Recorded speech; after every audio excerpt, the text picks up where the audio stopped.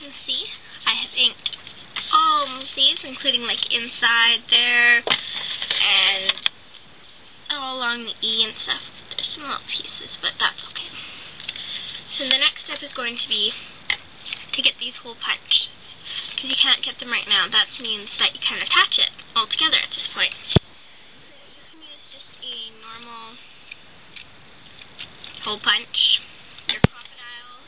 I'm going to use my crocodile Big Bite. It's a very interesting tool. I like it a lot. It took me a couple days to figure it out though, and a lot of help videos online. So you're just going to hole punch through all the holes.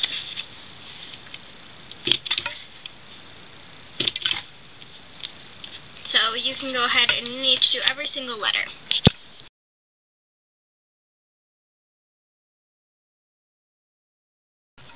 Alright, so as you can see, I've hole punched all of these. Now, next step I'm going to do is the back.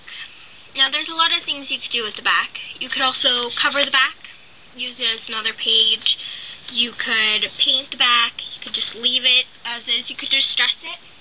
But what I'm going to do is I am actually going to emboss the back.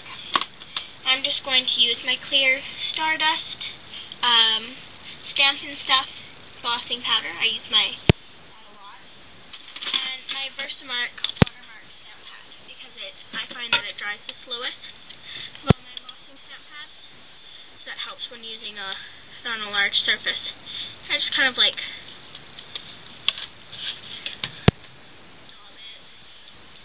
wipe it, whatever you want to do, however you apply it. I guess you could probably use a sponge too if you wanted to.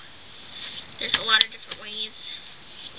There's a lot of different ways for everything in scrapbooking. There's a lot of different ways for anything in scrapbooking. You just have to find something you're comfortable with, and then you're good to go. So I've inked the entire back with my Versamark watermark stamp pad. And so now what I'm going to do is I use an extra sheet of paper.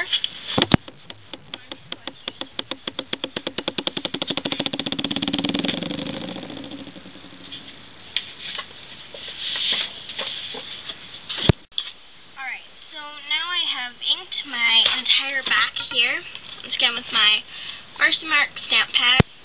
You can tell this is colorless. It's a little darker, but it dries just slightly a shade darker. Now, to put my glitter on, I'm going to use a white piece of cardstock. You can use any extra scrap paper, cardstock, whatever you'd like. I'm going to give it a good layer of it over the entire thing.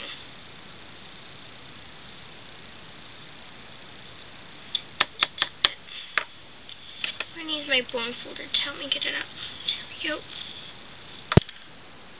Make sure you tap it off.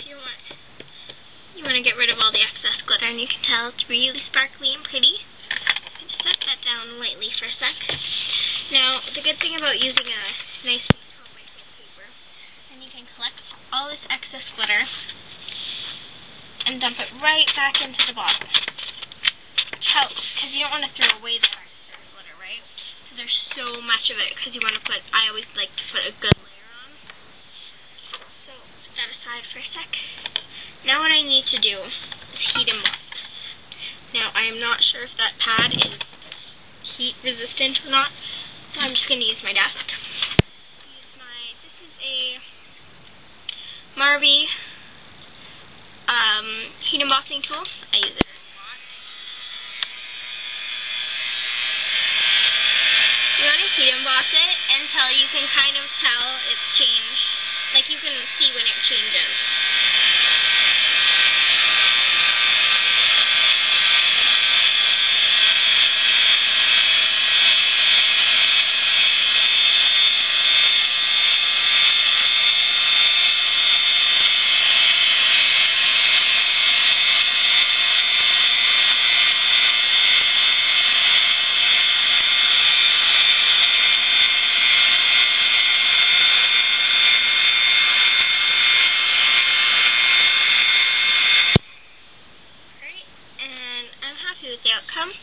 really pretty, sparkly. And now I'm always amazed to see just how far this little itty-bitty bottle of embossing powder can go. You can see it's barely dented from what I used before, and that's quite a big spot. So I'm going to go ahead and ink and heat emboss the rest of it, and you can do that too.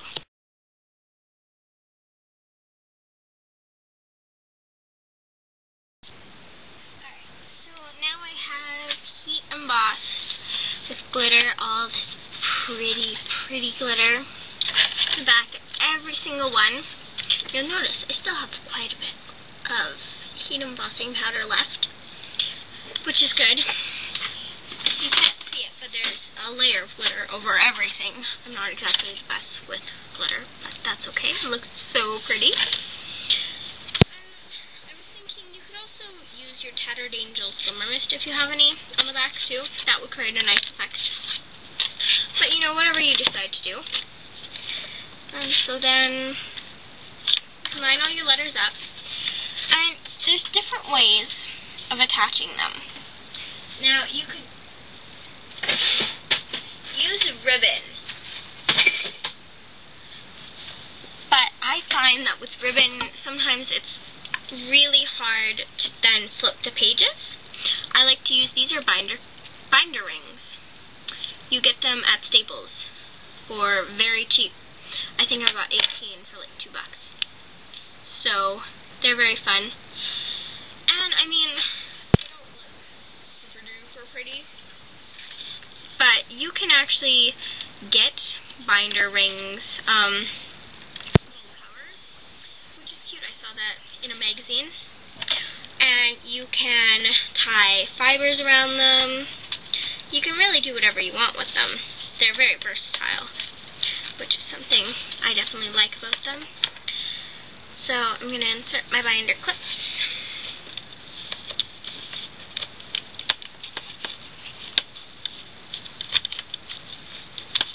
It's sticking a little. So there you have it. A very pretty little love album. So here's what it looks like, all attached together. That's okay, that can easily be fixed. So here's what it looks like all together. You open the pages. Very pretty, very glittery. Now, you can do whatever you want with this album. You can put pictures on here, embellishments, flowers, whatever you want. I'm going to put a picture here, some pictures here, some pictures here. And I will do another video showing you my finished product, which I'm not going to put pictures in there just because it's going to be a friend's album, and I don't have permission from my friends to use their photographs, but I will do everything else and put my photo mat and everything where you can see. Thank you so much for watching my video. I know it was very long, there's a couple parts to it, but I will do more videos. I will learn to condense. But I hope you enjoyed, and I hope you make your own album from seeing this video. I hope I helped you even just a little.